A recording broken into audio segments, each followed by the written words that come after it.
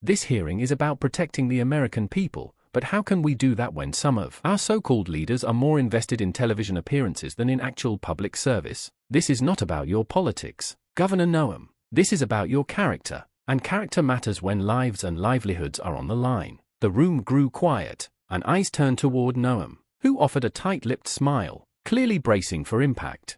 Representative Jasmine Crockett unleashed a fierce and unwavering critique of South Dakota Governor Kristi Noem during a Department of Homeland Security oversight hearing. What began as a routine testimony about border policy and state-federal cooperation turned into one of the most gripping political confrontations of recent memory, as Rep. Crockett, known for her unrelenting voice and meticulous preparation, confronted Noem with a barrage of moral, political, and ethical challenges. The culmination of this clash wasn't just raised voices or a few sharp sound bites, it was a moment of real consequence. Kristi Noem, in front of a stunned congressional committee, announced her resignation from public office on the spot, sending a seismic shock through the American political landscape. This was not just about border policy or party lines, it was about leadership, accountability, and the rare instance when someone in power was forced to face the unfiltered truth in a public forum.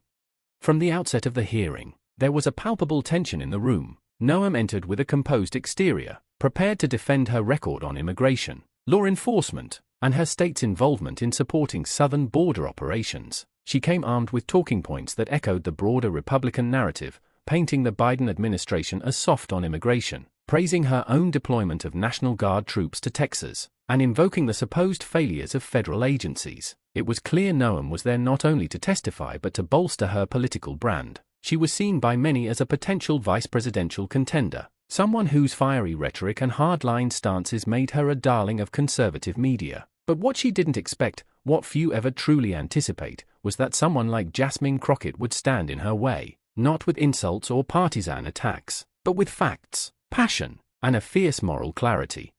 When Crockett took the microphone, she didn't posture or perform. Her voice was calm but assertive, and her focus laser-sharp. She began by addressing the committee's responsibility to ensure that those in positions of power, especially those tasked with matters of national security, are themselves worthy of that trust. She spoke not only as a representative but as someone speaking on behalf of constituents tired of elected officials treating public service like a platform for self-enrichment or media attention. She stated flatly, "This isn't about your politics, Governor Kristi." What followed was a systematic breakdown of Noem's actions over the past year, decisions that Crockett argued went far beyond ideological differences and pointed to a deep-seated unfitness to govern. She cited Noem's controversial decision to accept funding from a private billionaire to deploy her state's National Guard troops to the Texas border. Crockett made the chilling observation that this set a dangerous precedent, turning public military resources into tools for political patronage. "You essentially rented out your soldiers to a donor," Crockett said with biting precision, and then claimed it was about protecting the country. That's not patriotism. That's profiteering dressed up as public duty. But Crockett didn't stop there. She turned to the broader pattern of behavior that she said revealed Noem's disregard for public accountability. She referenced the governor's recent memoir, which included shocking anecdotes about euthanizing her own dog in a manner many found deeply disturbing. Crockett pointed out how these revelations, written by Noem herself, were not just tone-deaf but emblematic of a person who seemed to lack empathy or judgment. If you write about taking an innocent animal's life in cold detail and expect applause for it, what does that say about how you govern people? Crockett asked. What does that say about how you treat the vulnerable, the voiceless, those who need leadership instead of cruelty? Noem attempted to respond, leaning into the microphone and offering a familiar defense that her decisions were tough but necessary, that she governed with conviction, not public approval. She tried to reframe Crockett's critique as a partisan attack, but Crockett was ready, with document after document, including testimonies from whistleblowers, budget reports, and statements from affected South Dakota citizens. She painted a picture of an administration more concerned with optics than outcomes. She cited mismanaged pandemic relief funds, ignored infrastructure crises in rural communities, and an education system suffering from neglect under Noem's leadership. Crockett emphasized that the issue at hand was not one of red versus blue, but right versus wrong. Perhaps the most poignant moment of the confrontation came when Crockett held up a letter from a young girl in South Dakota, whose family had been struggling to access basic health care after a rural clinic was shut down due to budget shortfalls. The girl had written that she wished her governor cared as much about real people as she did about being on TV. Crockett paused and let the silence sink in before saying, Governor, your people are begging to be seen, not as props or background noise, but as human beings who deserve better than what you've given them. Throughout the hearing, the air grew thick with discomfort among Noem's allies. What had been expected to be a routine committee meeting had turned into a reckoning. By the time Crockett concluded her remarks, there was no doubt that something irreversible had happened. In a quiet voice, but one that carried through the room, she delivered the final blow. Leadership is not about what you can get away with. It's about what you're willing to be accountable for. And Governor Noem, you have failed that test. For the sake of your state, and the integrity of this institution, you must resign.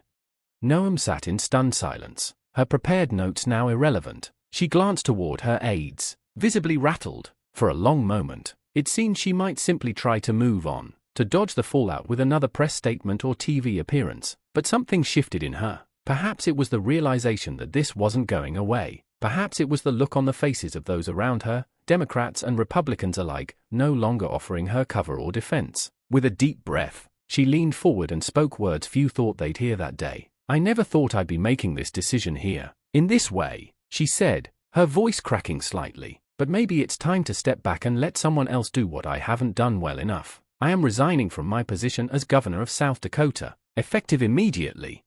The room erupted. Some gasped audibly, others sat frozen. Reporters raced to confirm what they'd just heard. Phones rang across Capitol Hill, and within minutes, news alerts blazed across the country. Kristi Noem resigns following explosive hearing confrontation. What made this moment so powerful wasn't just the resignation, it was how plainly it exposed the often forgotten power of honest, unfiltered civic confrontation. In an age when politics is dominated by spin, spectacle, and avoidance, Crockett's unrelenting focus on truth pierced through the noise.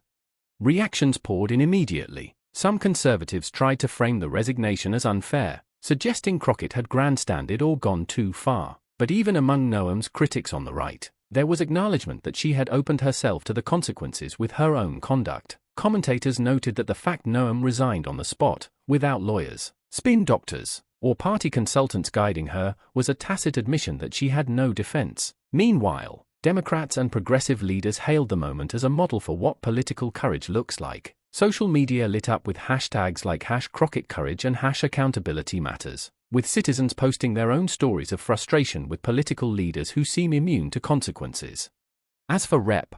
Jasmine Crockett, she did not bask in the moment. In interviews later that day, she spoke with humility and restraint, stating, "This was never about me. This was about the people we are sworn to represent. If we aren't willing to call out unfitness in our own government, then what are we doing here?" Her remarks underscored what had made her so effective during the hearing. She wasn't attacking Noem for the sake of partisanship or personal gain. She was delivering a message that many Americans have longed to hear, that elected officials will be held to account, even if that accountability comes from across the aisle.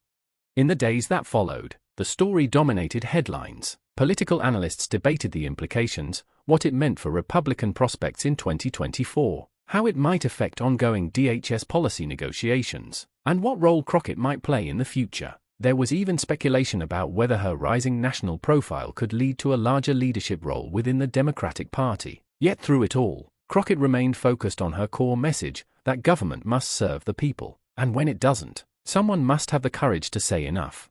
Kristi Noem's resignation will be remembered as a singular moment in American politics, not just for its shock value but for what it revealed about the growing demand for real accountability. Her downfall didn't come at the hands of a scandalous investigation or a legal probe. It came from a confrontation rooted in principle, delivered with clarity, and backed by the strength of truth. And it came from a congresswoman who proved that integrity still has a place in politics. Thank you for watching. If this story moved you or made you think differently about the power of public service, please don't forget to like, subscribe, and turn on notifications. We'll continue to bring you the most critical stories shaping the future of our democracy. Your support means everything.